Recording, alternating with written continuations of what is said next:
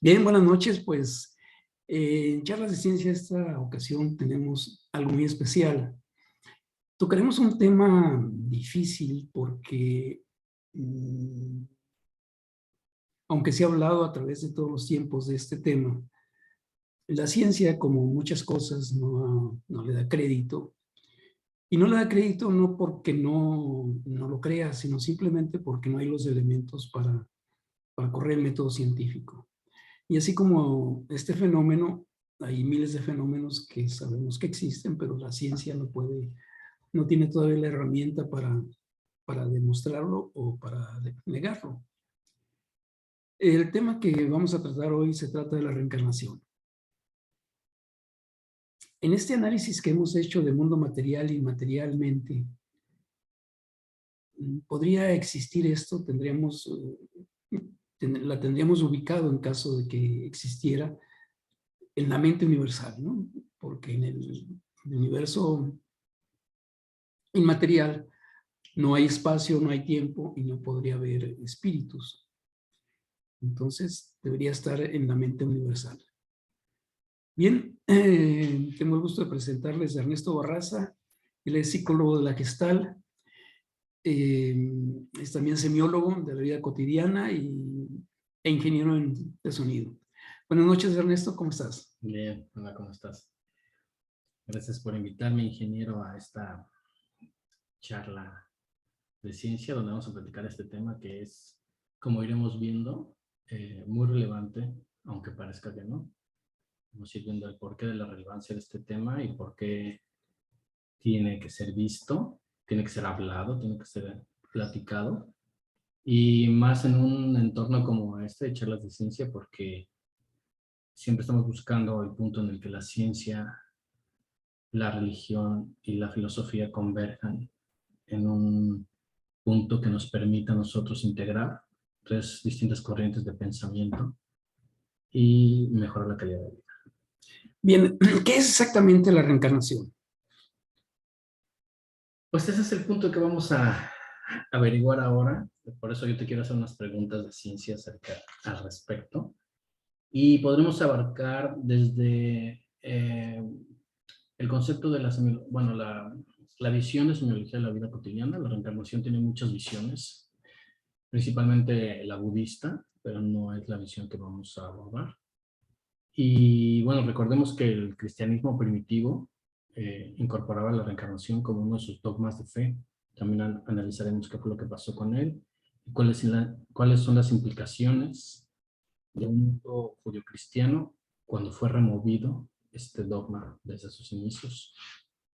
Entonces, para empezar esto, me gustaría empezar un poco desde la ciencia, que me explicaras o que nos explicaras a todos qué es un punto, porque hasta donde yo sé, un punto es una referencia mental, no tiene un lugar en el espacio. Si tuviera un lugar físico, material en el mundo material, ya sería una esfera, ¿cierto? Sí, así es. La definición de punto es una esfera de radio cero. Y aunque no tiene materia, no tiene espacio, nos sirve para medir el espacio. Podríamos llamar eso como una zona adimensional. Digamos que el punto no tiene una dimensión tal cual, es solo una referencia. Si se entiende por dimensiones, algo relacionado con el espacio, efectivamente no tiene dimensiones. Sin embargo, si tú haces una sucesión de puntos, una sucesión infinita de puntos en una dirección, obtienes una línea. Y esa línea, digamos que sería la primera dimensión. Eh, Una dimensión de referencia, tomando en una, cuenta que la cuarta dimensión es un cubo, la tercera dimensión es un plano, ¿cierto? bueno, le llaman normalmente al punto la dimensión cero, luego una línea sería la dimensión 1. Si esa línea perpendicular a la dirección pones un número infinito de líneas, tienes un plano, y si ese plano otra vez a 90 grados lo proyectas, entonces tienes un cubo de dimensiones infinitas. Y todos formados por puntos de radio cero. Entonces, eso es un número infinito de puntos que te puede servir si lo llevas al mundo material para ubicar cualquier punto material en el universo, por muy pequeño que sea. Oye, ¿y qué pasa si tenemos una sucesión infinita de cubos? En la teoría de mundo inmaterial, si llegamos a la conclusión de que los números son infinitos, bueno, no llegamos a la conclusión, simplemente tomamos ese axioma de la ciencia de que los números son infinitos y lo extrapolas. Un cubo se determina por una arista. Entonces, si esa arista es medido por un número. Si tú tienes un número infinito de números, tienes un número infinito de posibles aristas y tienes un universo infinito de cubos. Y por ejemplo, en este mundo material, la sucesión infinita del cubo o de lo que es tridimensional, ¿dónde entraría el tiempo? ¿Por qué le llaman el tiempo la cuarta dimensión? Sí, de acuerdo a la teoría de la relatividad, se encontró que hay una relación espacio-tiempo. De hecho, fue una teoría matemática de David Hilbert, que le incorporó a la teoría de la relatividad de Einstein. Y hay una relación entre espacio y tiempo, ¿no? Y un momento que cuando tú vas a una velocidad y te acercas a la velocidad de la luz, que es el tiempo tiende a cero. Ok. Y bueno, el tiempo es algo que para nosotros es muy sencillo de escribir, pero para los físicos no es tan sencillo. Sí, aquí teorizando en el modelo de semiología, digamos que la sucesión infinita de la tercera dimensión genera la cuarta dimensión, que es el tiempo, ¿no? Y este es el tipo de puntos que me gustaría. Nosotros lo teorizamos, evidentemente, no desde la física cuántica, sí rozando un poco desde ahí. Pero, ¿esto cómo lo ves? ¿Acertado o está ligeramente fuera de la realidad? No, es totalmente real, ¿no? O sea, un cubo, tú lo pones en el tiempo y si tú tomas como dimensión el tiempo, entonces generas una cuarta dimensión. Y aquí, donde viene lo interesante de esto, por ejemplo, es ¿qué pasa cuando tienes una sucesión infinita de tiempo? De eternidad, ¿no? Ahora déjame decirte algo muy interesante ahí. Según los físicos nucleares, los físicos que se han dedicado y los astrónomos, ellos determinan que el tiempo y el espacio aparecen en el Big Bang. Esto es, le preguntan qué había antes del Big Bang a los físicos y dicen nada. No existía ni el espacio ni el tiempo. Y cuando analizamos nosotros las propiedades del mundo inmaterial, resulta que no tienen espacio, no tienen tiempo. O sea, quiere decir que entonces del mundo material surgió el mundo material. Así es. ¿Y qué fue lo que motivó ese brinco? Ese es uno de los grandes misterios, ¿no? Pero en el modelo que nosotros estamos implementando, mundo material e inmaterialmente, evidentemente la única forma de que apareciera el mundo material fue creado por una mente universal, ¿no? Ahora, por ejemplo, según yo entiendo, en el momento del Big Bang, la materia se condensó tanto a una gravedad y una presión tan alta que explotó, generando la luz y todos los fenómenos que conocemos. Sin embargo, no estamos muy seguros de que haya pasado eso. Simplemente hasta donde podemos observar es en el momento que explota. Pero qué pasa antes es algo que no sabemos. Teorizamos sobre ese punto. Es probable, hay algunos que hablan de una teoría del Big Bang, donde ellos piensan que toda la materia se va a volver a reunir y se va a volver las fuerzas gravitacionales van a ser tan grandes que lo metan toda la masa del universo en un punto y ahí vuelve a explotar. Digamos que ese podría ser el ciclo de la existencia como lo conocemos en este plano. El ciclo podría ser el mundo material, aunque es difícil.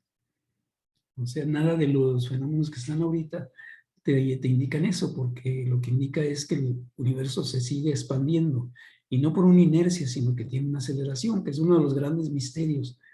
¿De dónde viene esa aceleración que hace expandirse el universo con cierta aceleración? Esto es, si habláramos de que se expande a una velocidad constante, veríamos que es una inercia. Pero para que haya una aceleración tiene que haber una fuerza. Entonces, han dicho que, de hecho, crearon toda la teoría de la materia y la energía oscura.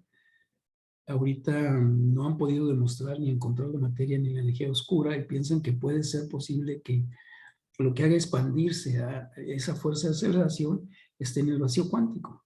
En el vacío cuántico tú puedes ver que en un metro cúbico hay una partícula. Entonces puede decir, oye, pues es muy poco. Pero si vemos el universo, la cantidad de espacio es muy grande. Entonces hay esa teoría y de hecho mandaron una sonda a un exoplaneta para ver si se confirma la teoría de la fuerza del espacio cuántico. Pues fíjate, tomando en cuenta ese punto, es interesante esta plática porque hoy, como hace 1000 años, como hace 3000 años y como hace 5000 años y más, seguimos sin tener todas las respuestas a partir de la ciencia. Y es algo que a mí me gusta entender acerca de la religión y la filosofía, que ellos han aportado, esas ciencias han aportado, esas herramientas de la humanidad han aportado luz sobre lo que todavía la ciencia no puede.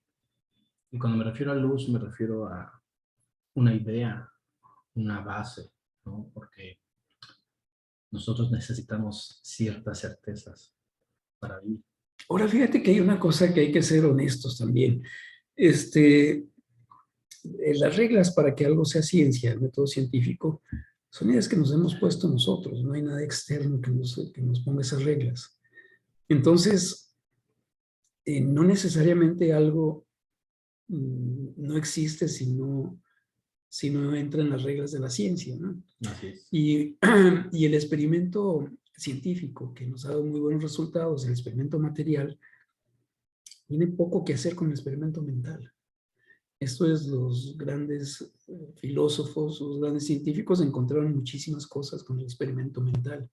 Y aún hoy se piensa que el experimento mental supera el experimento físico, ¿no? Porque el experimento físico es impreciso, tiene muchas imprecisiones. Sí, y fíjate que con base en eso hay una luz que a mí me gusta mucho acerca de este asunto de las 4 verdades que entendemos en semiología, que la primera es la ciencia, que es la verdad, que es la verdad comprobable, la filosofía, que es la verdad razonada, y la religión, que es la verdad revelada, y hay una cuarta verdad sobre la que pasan todos, que es la verdad intuida. Porque al final del día, la religión puede arrojar una luz, una verdad, o la filosofía o la ciencia, pero tiene que ser procesada por la persona, y es a través de la intuición donde yo confirmo esa teoría. Y no necesito, como dices, no necesito elementos que me la estructuren o elementos que la hagan eh, cualitativamente real. Es como estar enamorado, por ejemplo, ¿no? Que me encanta ese ejercicio porque tú sabes que lo estás, pero no necesitas comprobarlo por ningún método, ¿no? La intuición es el método principal. La intuición me gusta pensar que tiene comunicación directa con el mundo inmaterial del que tanto hablas, ¿no?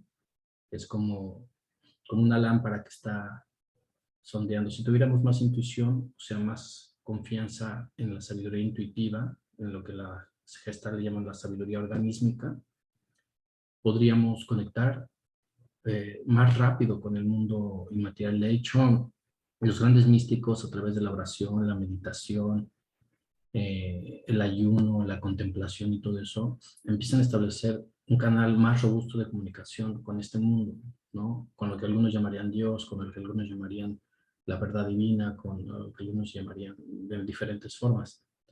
Y a mí me gusta pensar que esto todavía tiene cabida en este mundo, ¿no? Eh, una, una forma de acceder al conocimiento sin necesidad de grandes métodos de comprobación, ¿no? Sino simplemente con esa certeza como está ahora de que eso es verdad para mí.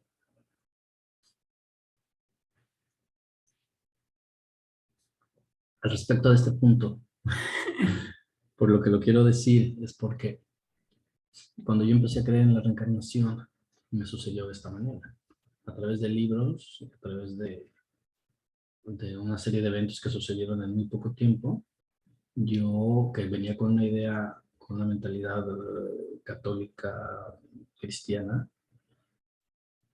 que no cree en la reencarnación ahora, yo pude cambiar esta manera de pensar. ¿Y eso qué implicaciones tiene? Para mí, tiene unas implicaciones muy drásticas. Porque la gente no cree, y aquí es donde quería ver este punto que te quiero mencionar. La gente cree que sus creencias son una serie de ideas que están acumuladas en un baúl y que solamente sirven para días festivos. Y no, nosotros vivimos día a día. Cada decisión que tomamos, cada cosa que hacemos, está basada en nuestras creencias, lo creemos o no. Entonces, si tú crees en un más allá o no crees en un más allá, crees en una reencarnación o no, crees en un cielo, en un paraíso, en un infierno o no, de la forma en la que tú creas eso vas a vivir tu vida cotidiana, tu día a día. Entonces, Sí, mira, en el modelo que yo he hecho y que creo que me resuelve todas las dudas, hablo pues de un mundo inmaterial, de un mundo material conectado por una mente. Esto es, la mente juega en los dos mundos. Y en este caso, la mente que conocemos es la propia, la mente humana es la que más conocemos e intuimos una mente universal. Estamos haciendo a Dios imagen y semejanza nuestra. Esto es, eh, que definitivamente puede ser cierto, puede no ser cierto, pero lo que sí es que en este modelo la mente humana nos permite hacer ese intercambio entre el mundo inmaterial y el mundo material. Nosotros imaginamos una esfera y podemos agarrar barro y hacer una bola en forma esférica o cuadrada, etcétera. Y alguien, una mente universal, puede agarrar la materia y hacer estrellas, hacer cometas, hacer todo lo que quiera, ¿no? según lo que mencionas, teóricamente entonces el cuerpo cuando muere, no muere la mente, porque no nació. Así es. Entonces solamente necesitaría otro depositario, otro vehículo para continuar. Sí, algo que dice Schrödinger, Schrödinger es el padre de la mecánica cuántica, le dedica todo un libro para demostrar que la mente es atemporal. Esto es, no existe el tiempo para la mente. Entonces, en algún momento, la parte inmaterial de la mente, para que la mente se conecte al mundo inmaterial, debe tener algo del material. Y para que se conecte al mundo material, debe tener algo del material. Y algo material con el que se conecta la mente, pues es el cerebro, ¿no? El cerebro y los órganos, ¿no? Y le sirven de conexión al mundo material. Y la otra parte no está muy clara, ¿no? ¿Cuál es la parte que se comunica pero los antiguos ya le llamaban espíritu, ¿no? A un ente inmaterial que está en la mente y que hace la labor de ir a ese mundo inmaterial y a través de la mente materializarlo o ver los requerimientos que tiene para el mundo material e ir al mundo inmaterial y atraer eso, ¿no? Nosotros cuando usamos los números no los estamos inventando, simplemente los traemos y existen todos los números y existen todas las formas geométricas. Pero Solamente las cuando hablas de traemos. eso es como si estuvieran como en yo los imagino como en un gran baúl, aunque no tiene ni tiempo ni Y espacio ni espacio en lugar. tiempo, sí, es lo que nos es difícil porque toda nuestra experiencia es en un mundo material y con espacio-tiempo. Entonces resulta muy difícil poder concebir algo que exista sin espacio y sin tiempo, ¿no? Porque, por ejemplo, me dicen, oye, pero es que los números sí tienen caducidad. No. O sea, el 3 que usaba Pitágoras es el mismo 3 que usamos. No le ha pasado nada. Con otra figura nada más. Ok, bueno, el símbolo que se representa es otro, ¿no? Pero el Y digamos que concepto todos es, podemos usar el mismo 3 al mismo tiempo. No hay así siete es. mil millones de 3 y todos estuvimos pensando en eso. Ujú. Y si hubiera más, o sea, es infinito el número. Entonces podríamos todos tener una alma o compartir la misma alma. Bueno, hay toda una teoría de los griegos en que habla del alma universal, donde cada uno de nosotros es una instancia de esa alma universal y que se alimenta de esa alma universal, ¿no? Y, por ejemplo, recordarás que Sócrates decía que no aprendemos, sino recordamos. Lo más interesante de todo esto, por ejemplo, es porque muchas personas en este mundo están como solo quieren ver lo que ven y lo que perciben, ¿no? O sea, le llaman su realidad física, ¿no? Todo lo que no es realidad física, comprobable, palpable, medible, ¿no? No existe. No existe. Ajá. Sin embargo, hay muchos otros que nos gusta merodear por el mundo más allá de eso, ¿no?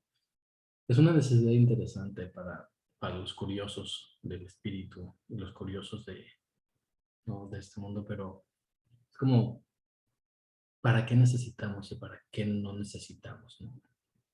porque Pero fíjate que el necesitar o no necesitar no determina nada, ¿no? determina mucho. Determina que uno, ya sea que busques una respuesta o busques una razón. Por ejemplo, cuando yo incorporé la idea de la reencarnación en mi vida, se abrió una esfera de entendimiento que no tenía antes, de comprensión. O sea, no podía yo entender como muchas de las cuestiones que pasan en este mundo, no las puedes entender desde el código del mundo. O sea, si te explican el mundo con las reglas del mundo, dices, me queda chico, o sea, no tiene sentido. O sea, hay mil cosas que no tienen sentido del mundo tal cual. Claro. Sí, a mí me pasó lo mismo. Yo me la pasé muchos años tratando de ver cómo llegar al mundo espiritual a través de la ciencia. Y hasta que me di cuenta que la ciencia y el mundo espiritual es la misma esencia, son inmateriales, es la misma materia, es lo mismo. Sí, simplemente qué es lo que varía en lo que le llamamos ciencia y a lo que le llamamos teología. El objeto de estudio en un caso es muy complejo y el otro es muy sencillo, por así decirlo, ¿no? En el mundo de la física. ¿Cuál es el sencillo y cuál es el complejo? El sencillo es la física, o sea, Acá. sí, sí, sí. El mundo físico es sencillo, lo puedes entender fácilmente. Sí, y claro, tú dirás, bueno, es que en la física se está llegando a las profundidades, etcétera, pero aún en las profundidades es totalmente sencillo. La cantidad de variables son pocas. Por ejemplo, tienes 4 fuerzas, nada más, y todos son combinaciones de esas 4 fuerzas. Tienes una serie de partículas y hasta ahí, son pocas, son medibles. Pero cuando tú te vas a la filosofía, empieza a aparecer la complejidad porque las conductas son tan variadas como el ser humano. O sea, no puedes hablar de un solo tipo de conducta. ¿Ok? Hay una variedad gigantesca de conducta, aun cuando podemos enumerar algunas conductas repetitivas, pero las posibilidades en la conducta son muy grandes. Es eso, las posibilidades. Las posibilidades en la conducta pueden ser muchísimas. ¿Ok? Pero si te vas al terreno espiritual, ¿ok? A entender cosas más complejas todavía, entonces la precisión se pierde. Y en un mismo conjunto pueden caber muchas ideas que no se excluyen una a otra. ¿Me explico? Por ejemplo, en la filosofía, tú puedes tener formas de vida que son buenas y son diferentes. ¿Ok? Porque es tan amplio ahí el espectro que no necesitas vivir un solo tipo de vida, puedes tener muchos tipos de vida. ¿Ok? Y en el mundo espiritual, ahí se va al infinito, ¿no? ¿Cómo? Sí. Entremos, por ejemplo, acerquémonos al mundo de las ideas. ¿Cuántas ideas puedes tener? ¿Cuántas ideas hay? Hay un número infinito de ideas. Y muchos dicen, bueno, pero espérame, es que en el cerebro, espérame, es que el cerebro no genera las ideas.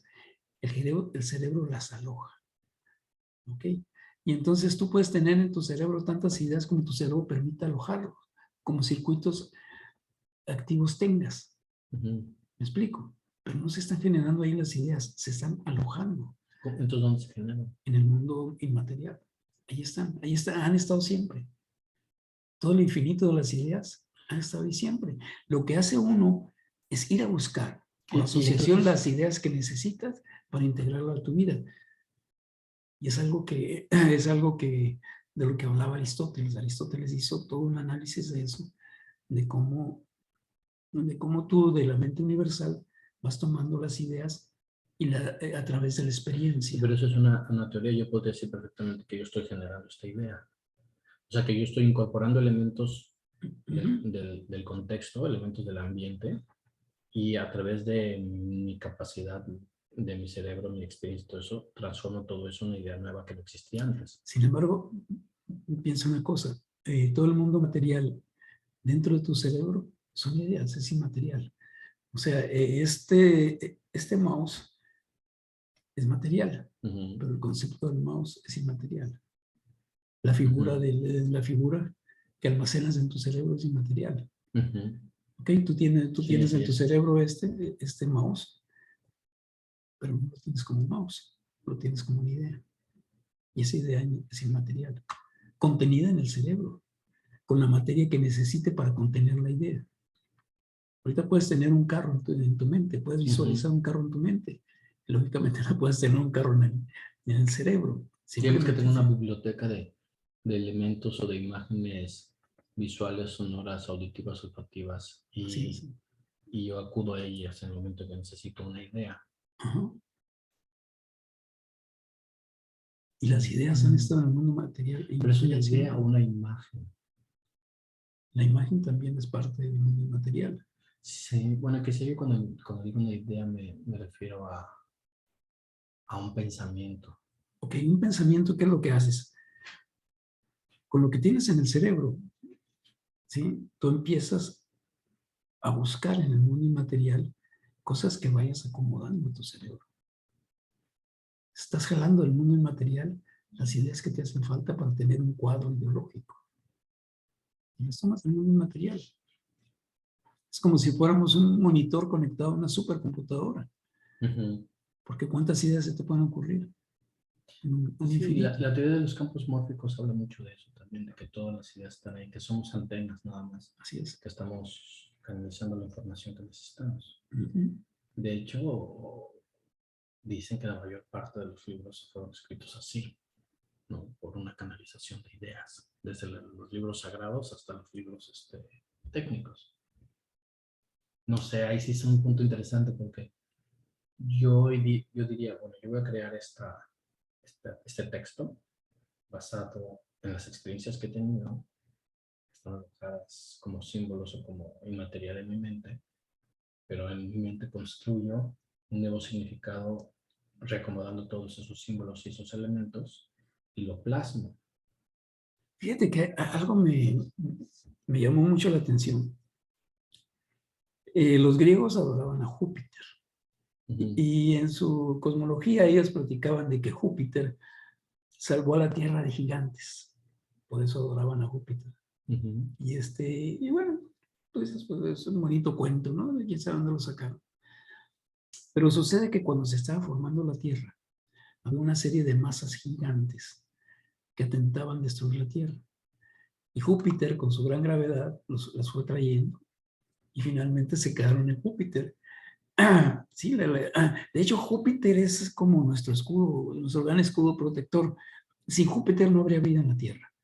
Simplemente porque la mayor parte de los cometas que entran al sistema solar y van rumbo a la Tierra se los come Júpiter. O sea, es tan masivo Júpiter que es como un hoyo donde caen todos los... Pero en ese tiempo no tenía la tecnología para llegar a esa conclusión. ¿Cómo llegaron a esa idea? ¿Cómo supieron ellos eso? Habría que preguntarles. Y tienes, por ejemplo, los mayas, ¿no?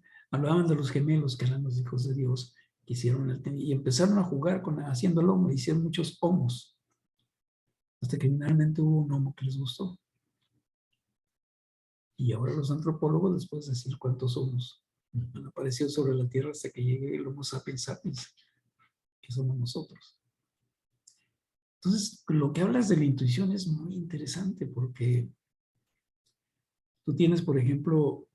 Bueno, tienes muchas formas de acceder al conocimiento a partir de la intuición.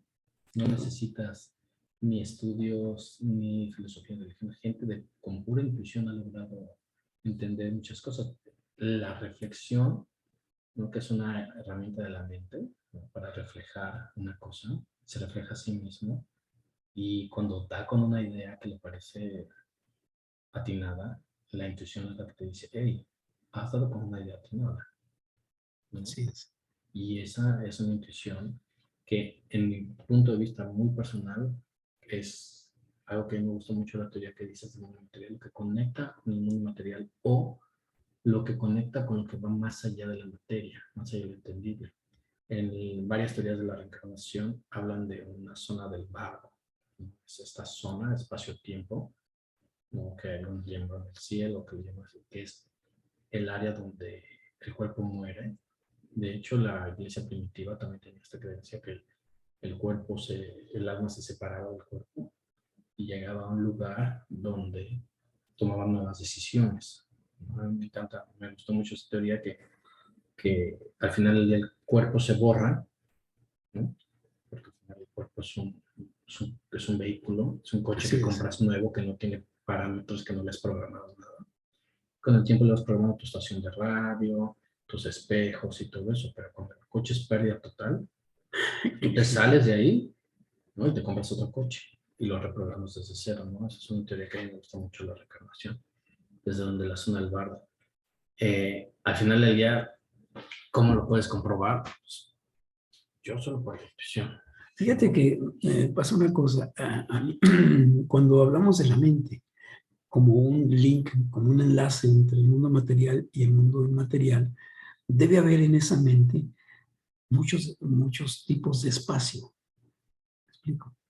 O sea, desde que va del espacio al no espacio. Es posible que haya otros tipos de espacio que no necesariamente estén llenos de materia o totalmente llenos de materia. Y en el caso de que existiera la reencarnación, esos espíritus no podrían estar 100% en el mundo inmaterial porque no hay espacio. ¿Me explico? Y no hay tiempo, no hay ¿Y energía, por no qué hay ellos movimiento. necesitarían espacio? Si son, si no es un, bueno, yo lo veo con espíritus, sino al final del día es la parte que va atada, ¿no? Como si tuvieras un gancho con dos lados. Sí, sin embargo, si tú ves las cosas inmateriales, no tienen movimiento propio, salvo las cosas que estén cerca de la mente. Entonces, el único lugar donde podría estar el espíritu sería en la mente y en la parte inmaterial de la mente. O sea, podríamos decir que la parte inmaterial de la mente es el espíritu, como lo decía Aristóteles, ¿no? Con otra terminología. Bueno, lo que pasa es que al final del día es como un software, ¿no? O sea, es como todo lo que lograste actualizar de tu software, ¿no? De tu software personal, pues al final del día está conectado a la nube, ¿no? Se cae la computadora, pues al final del día, cuando hay una nueva computadora, puedes descargar las partes del software que son realmente importantes, no la configuración del coche. Sin embargo, fíjate que una de las cosas es que la memoria de lo que has vivido no lo recuerdas. No, porque la memoria viene como parte física y sólida del hardware, del coche. Te voy a decir, por ejemplo, y aquí es donde me gusta, es cuando tú vives una experiencia aquí, tú recuerdas unas cosas, pero tu software va capturando lo que es realmente importante. Claro. No para tu mente, porque la mente está engañada. La mente vive, la mente material, por decirlo así, si tuviéramos dos mentes, la mente material y la mente inmaterial. La mente material vive engañada por el mundo de los sentidos que le llamamos, por Maya, o por el imaginario, o por la loca de la casa, o por cualquier fenómeno que nos ayuda a construir una realidad que nos permite vivir en este plano, ¿no? Acotada por nuestros sentidos. O sea, nosotros somos seres acotados por nuestros sentidos. Porque si tuviéramos los sentidos exacerbados, quizá no podríamos con la gama tan grande de estímulos en este plano, ¿no? Claro. Entonces, tenemos una cantidad de estímulos acotada por nuestros sentidos que nos permiten vivir cierto tipo de vivencias que podemos generar en experiencias que se van acumulando. Pero nosotros pensamos que nuestra memoria es importante, pero nuestra memoria no es importante. Es importante porque a nosotros nuestro propio ego nos dice que esas cosas son importantes. Es decir, oye, yo soy millonario y quiero morir y quiero recordar que no es importante para el software, o sea, lo que realmente es su función. Entonces, pero lo que sí se acumula cuando se borra el cuerpo o el auto o la computadora, se borra con toda la memoria y todo lo que no es relevante. Es como si tú un día te compras un coche y le pones su peluche, ¿no? Y le pones sus rayos dorados y sus faros, y le pones que brinca, ¿no? Sus amortiguadores que brincan, ¿no? Pero en realidad lo que tú te llevas de ahí es una experiencia que qué bonito viví este coche. Pero a la siguiente, pues ya te casaste, tienes hijos, tienes que comprarte una minivan. No te puedes llevar los amortiguadores, no te puedes, es irrelevante, ya no es el uso que le vas a dar. Pero ¿qué te llevas? La experiencia de que sabes conducir, la experiencia de que has vivido, la experiencia, etcétera, etcétera. Y entonces, el piloto, con esta experiencia de saber conducir, se monta en la minivan y va adquiriendo experiencia de conductor. Pero entonces nosotros tendríamos la experiencia de las otras vidas. La tenemos, la que es relevante. ¿Cómo lo sabemos? Dice la teoría, dice que vivimos las experiencias que necesitamos vivir.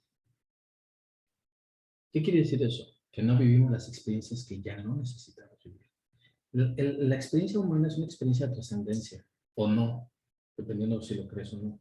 Yo sí lo creo. ¿Qué quiere decir? Que voy trascendiendo, y esto lo dicen pues, casi todas las teorías de la reencarnación, lo que necesita mi alma, mi apetito. ¿Por qué me encarno? Porque tengo un apetito de vivir algo. Y eso que tengo apetito de vivir es irrelevante para mi mente humana. Por ejemplo, yo puedo vivir quizá la experiencia, puedo querer vivir quizá la experiencia de tener una familia o de ser un alpinista, o etcétera, etcétera. Entonces, lo que no es relevante para el alma, pues no lo acumula. Pero, ¿por qué no vivimos todas las experiencias en este plano? Porque hay unas que no nos apetecen. O sea, si yo te preguntara, oye, ¿quieres ir a pescar langostas a Alaska? Y dices, oye, sí, ¿eh?